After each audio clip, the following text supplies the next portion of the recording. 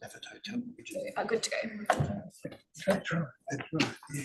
Good afternoon, everybody. We'll get this meeting underway. The Metropolitan Metro Inner Assessment Panel. I'll declare the meeting open at 2 p.m. and acknowledge that we're hosting this meeting on the traditional land of the Whadjuk people, the nation. Acknowledge the Aboriginal people as the traditional custodians of Western Australia, pay respects to elders past and present, the ongoing connection between people, land, waters and community.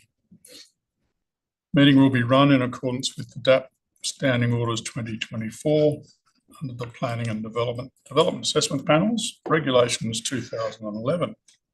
This meeting is being recorded and live streamed on the DAP website in accordance with Regulations 42A of the Planning and Development Assessment Panels Regulations 2011. Members are reminded to announce their name and title prior to speaking. All members may refer to technical devices throughout the meeting to assist them in considering the information before them. My name's Clayton Hyam. I'm the presiding member for today's meeting. With me, I have Francesca Lafanti, who's the deputy presiding member, John Syme, the specialist member, and councillors Jones and O'Connor from the City of Subiaco. Welcome, everyone. There are no apologies, no members listed as being on leave of absence, and minutes from previous DAP meetings are available on the DAP website. I'm seeking declaration of due consideration. Can I get a confirmation by show of hands that all members have duly considered all the documentation contained within Part B of the agenda and Part B related? Thank you very much. Are there any disclosures of interest? Councillors, did this go to a council meeting? No? Okay. Then are there any disclosures of interest? No? No, thank you very much. We'll move to the item. Item 3.1, 25 Roland Street, Subiaco, the 7-storey mixed-use development.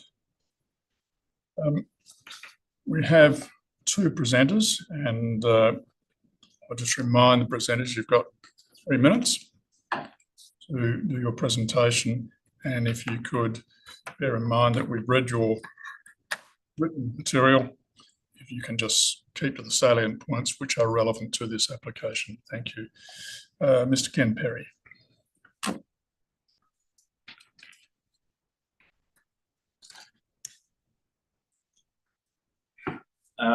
Presiding member, thank you very much for the opportunity to talk with you today. I'm always struck by the fact that you are the decision makers, and on that you have a tremendous range of in which you can exercise your discretion, and you must bear many things in mind. It's on your shoulders to make the right judgment over development proposals and the very many considerations that exist, varied between one and the other. I published in my submission a letter from Ali Oliver in last week's Post, which pointed out the planning system is failing us because of the way it is operating, not the system itself. Perry, I'm asking you to keep to the relevant points, which is about this application. It's not about the planning system as a whole. I'd like you to address your concerns or support for this application. With respect, the decisions are being made within a system which has significant biases, and I take the opportunity. What is the relevance to this application? The relevance is that it impacts the way in which you make your decision, and the biggest issue here is that you have no members, you have no information from the elected representatives because of the change of rules. Mr. Perry, you're aware of that. Perry, you know what I've asked you. I asked you to keep your comments to this application.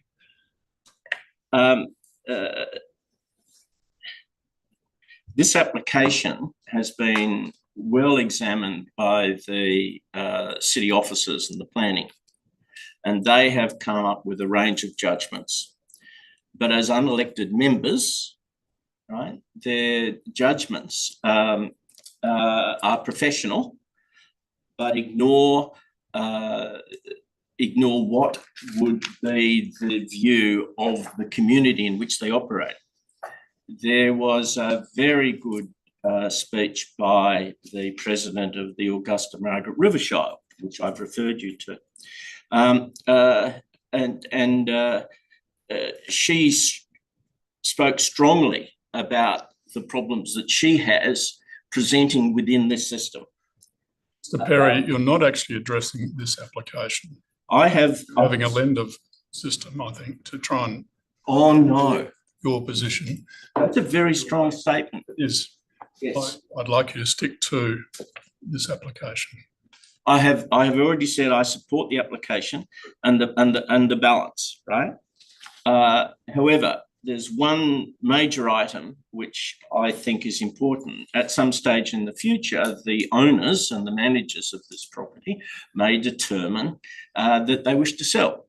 And it may be, for example, decided that this would become affordable housing, for example, as an alternative. I don't see in the conditions anything which would ensure that a buyer coming in knows that there are restrictions on the use and the way in which this will be used. That, to me, is the only flaw I have seen in the presentation. A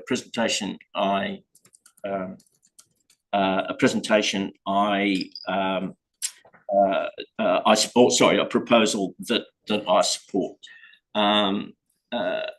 I find it extraordinary that in a 3-minute time frame, I'm not allowed to present the issues that I believe, and I'll be taking this up in external environments. Yeah, I encourage you to. Thank you. Any questions of Mr. Perry? Direct question to the office. Yep, thanks. Okay, we'll go to Marsh.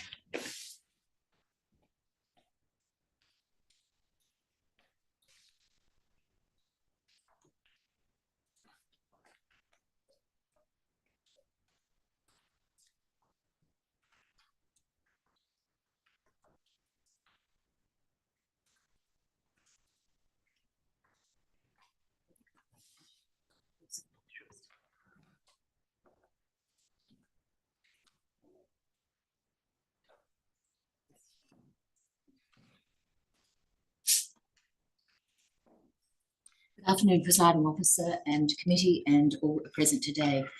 First of all, we'd like to thank the responsible authority for their comprehensive report and support of the project at 25 Roland Street, and also the opportunity to present 25 Roland Street today, which we believe is a strategic project, and we look at it under the framework of SPP 7.0. Under context and character, the site location with the use of service departments as part of the mixed use is ideal for its close amenities. We look at also under the landscaping, which for a very, very small site, we exceed the DSA both at the ground floor and at the upper levels. Under built form, we are only 0.5 metre above the SACP maximum height, but it's the same as a DA that was approved previously, but we have a lot more articulation at the upper levels. Under functionality and built quality, it will be a high and efficient design, and also high quality with low impact construction, being a modular proposed construction.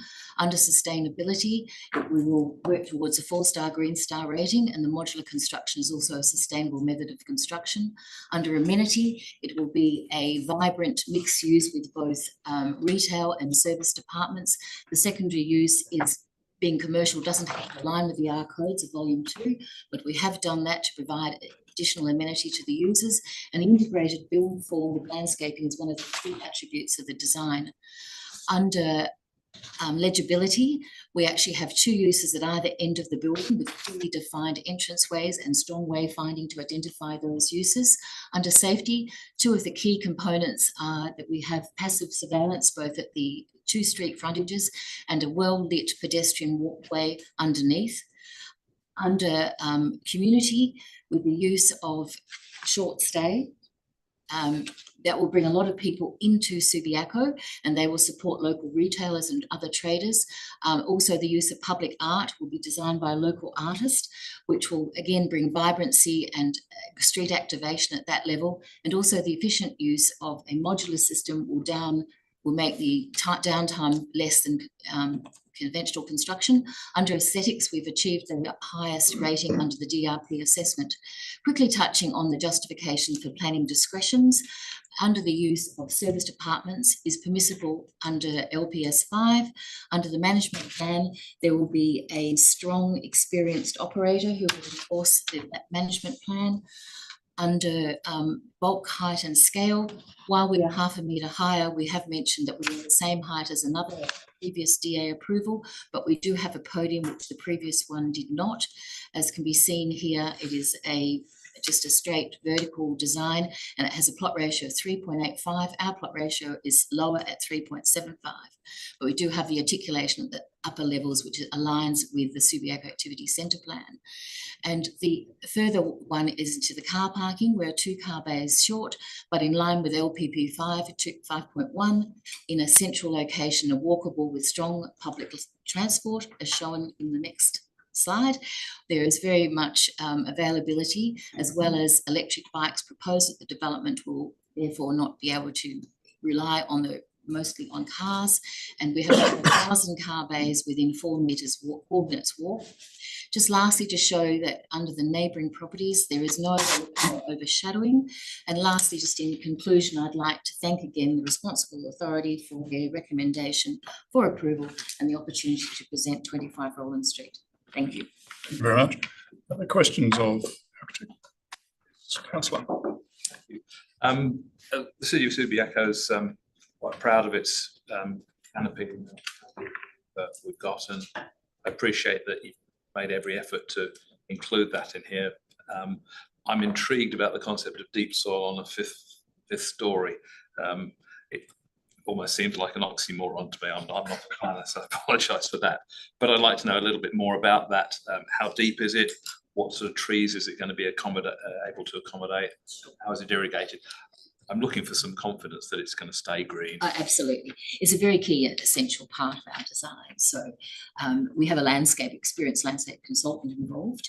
The depth is over 1 metre, which is the recommended heights for certain trees. It has a lighter soil component, as well as obviously all the right nutrients. It will be reticulated throughout. There's a drainage system underneath to maintain that it is not just going to be rotting soil. And because for us, it's one of those things on a very, very small site. It's such a key thing that will be essential to make sure, as we will, that it will function and maintain the trees. There are selected trees, I must say, I can't remember at the top of my head the trees that they were, but they have been picked, but they were done by the landscape consultant, so they would be appropriate and also water-wise at the same time. And the owners are going to manage that. Absolutely. Ongoing, it's going to. And we've designed it so that it can be actually managed from the outside of the building. It doesn't rely on going into any of the apartments, and so there would be a caretaker as part as you would have in this type of development. There's a small amount of greenery on the ground floor, which can obviously be easily maintained, but up on the upper levels, it's not requiring any sort of grappling hooks or anything like that. You can just walk straight in and maintain it. Trees on the ground floor, they're not going to get any direct sunlight ever. So the height is actually 7.2 metres. So the one on the east gets direct morning sunlight, and the one on the west gets afternoon. a bit in the afternoon. Yeah. But I understand you. They don't get much. Not yet. But they do actually have Doesn't quite a height. survive and thrive in that environment. Yeah, but the selection of the tree would be appropriate to its location. And the other thing is that the Council Street trees right in front of the site are healthy and have survived. Yeah, and they're actually a great asset to this development, because one of our, I don't know if you saw the 3 different perspectives, but when you're sitting up at the upper levels, you actually look into the tree canopy, which is fantastic. Yeah, thank you. Further questions? John? Sorry. No, not. Yeah, can you just tell me about what users you were expecting for this? You've got a lot of single bedroom apartments, quite big ones, and a couple of 2-bedroom penthouses, and a selection of silver units as well. how short is short? What sort of use are you talking about here? Who's going to be staying here? All right. According to the operator, they see a mixture of both leisure and actually people for business. So I think it's almost 50-50 from discussions with them. And I think you'll find that they also, I think being Subiaco, you might find more of a transient on the weekends, people coming in to going to the Regal.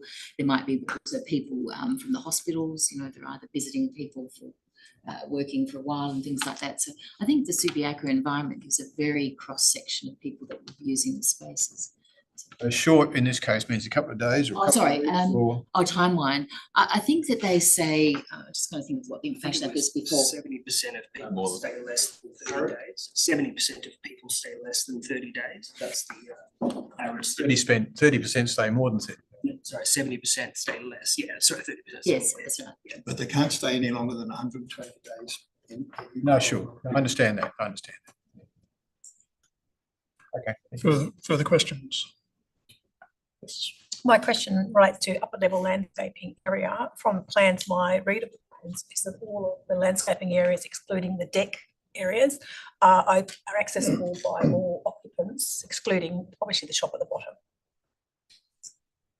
Are you talking about the upper levels? No, they're not. There's no requirement to have a public open or private open space. So the two landscaped areas are for the two individual users at those upper levels. So they're not accessible for the remainder of the occupants other than those two. Okay.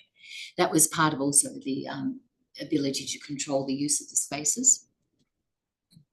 That's why they pay more. Not can use them. Further questions? Thank you for your presentation. Officers, did you want to make some comment first, or? Thank you, and through you, presiding member. I'm Anthony Denham, Manager of Planning Services. I'm joined today by Brendan Phillips, our Coordinator of Stat Planning, Nathan Carboni, our Senior Strategic Planner, and we've also got Simon Venturi, the Acting Chair of the City Design Review Panel, who's able to respond to any design-related queries. He has to leave, so if any design questions, if we could put them to Simon sooner rather than later, that'd be great. Firstly, just to address the question raised in the public statement of Mr. Perry relating to the potential sale and or use, should this be approved, this would require further approval at a later date, so that would be, I guess, resolved then. Secondly, to add additional information to address Councillor Jones's query, the landscaping, including the rooftop landscaping, was supported by DRP, and also recommended condition 13 requires the landscaping to occur and importantly be maintained for the life of the development. So proposal overview, obviously is mixed use development at 25 Roland Street, 18 serviced apartments and a ground floor shop. The city's DRP has considered this on 3 separate occasions and has deemed it to be of higher quality.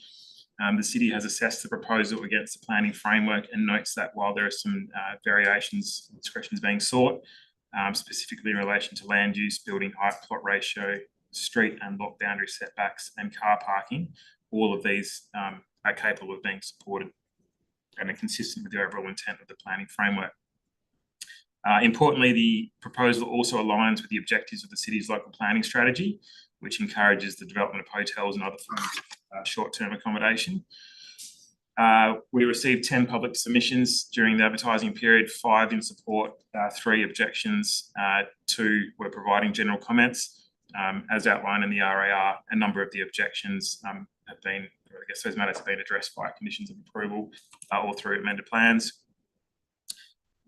The applicant has touched on it as well. So under clause 67 of the deemed provisions, decision makers are required to consider the planning history of the site to the extent that it is relevant. In 2021, DAP granted conditional planning approval for a mixed use development on the same site. For context, the current proposal is slightly lower in height in terms of metres and has a lower plot ratio than what was previously approved, as the applicant has outlined. If you haven't done so already, I'd encourage you to look at attachment 13 of the RAR, which includes snapshots of our 3D model that provides some good context to understand how this sits relative to the activity centre. Although the development is not required to meet the provisions of R Code Volume 2, the applicant has voluntarily incorporated a number of design elements, which is good to see.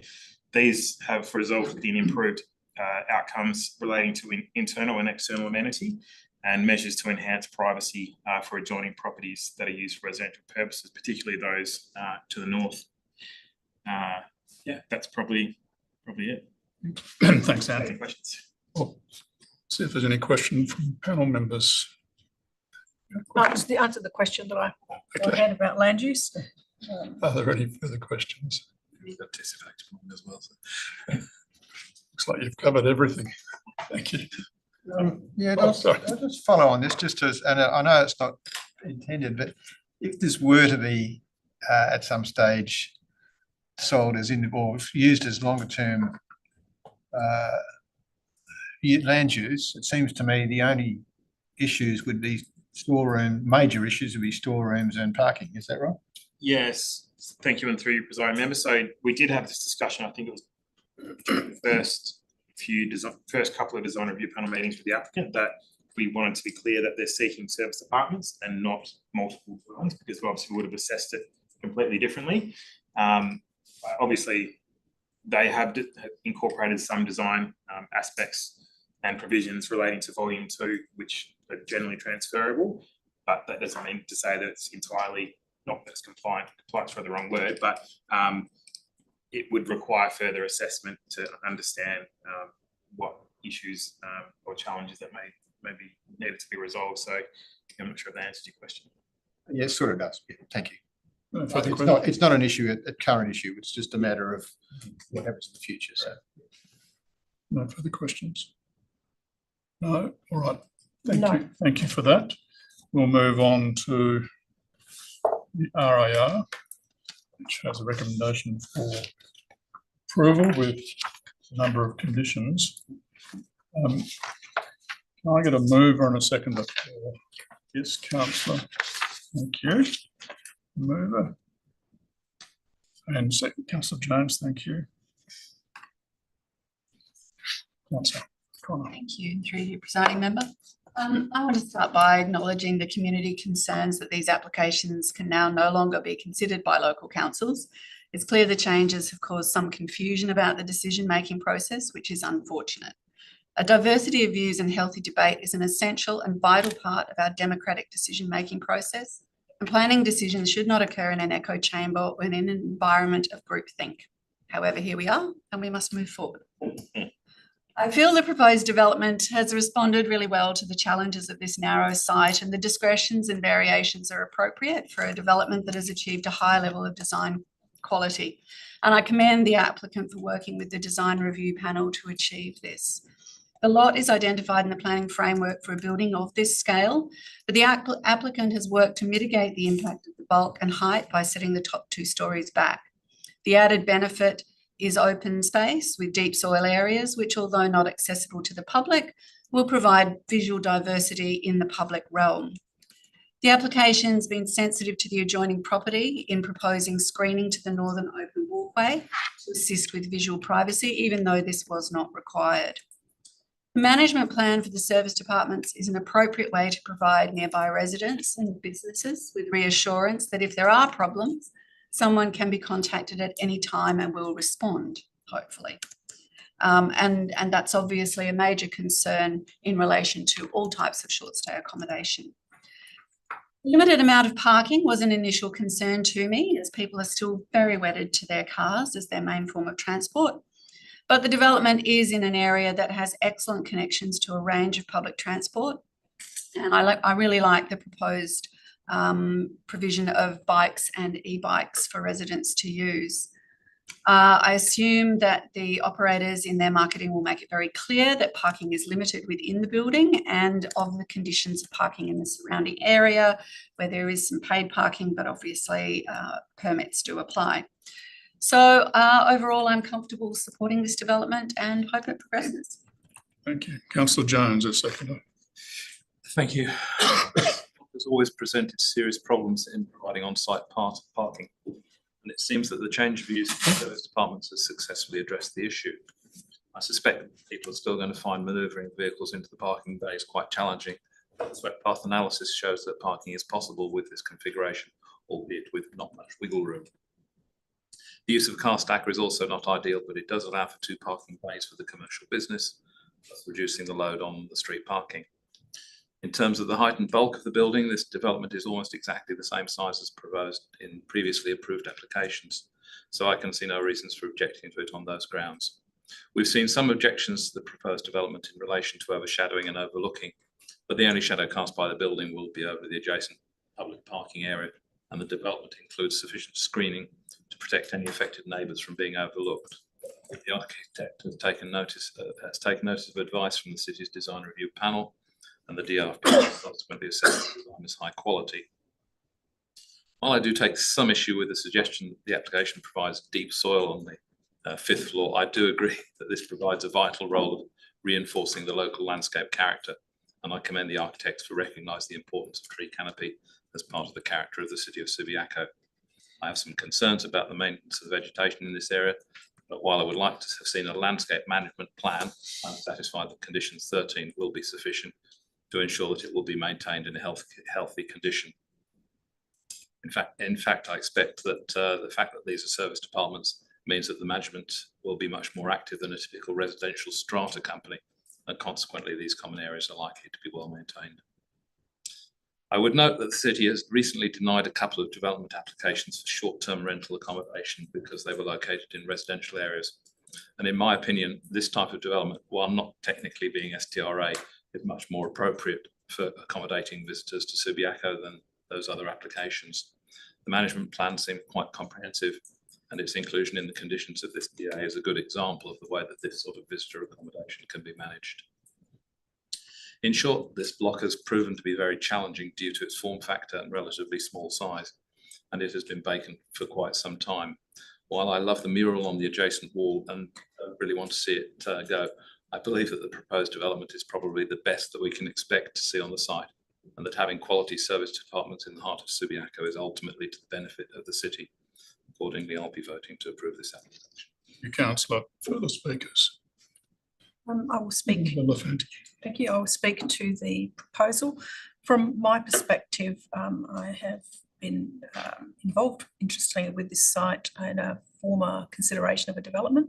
And I note that this site has a long history. It's contained, thank you to the officers, extensively in the beginning of the report, a long history for mixed-use development of varying heights that haven't progressed. So it is welcomed that we're seeing a development form that incorporates both a mix of uses in terms of the ground level shop as well as the upper level service departments, particularly given that it's a narrow site and it's been obviously quite difficult to get development of the ground in that location.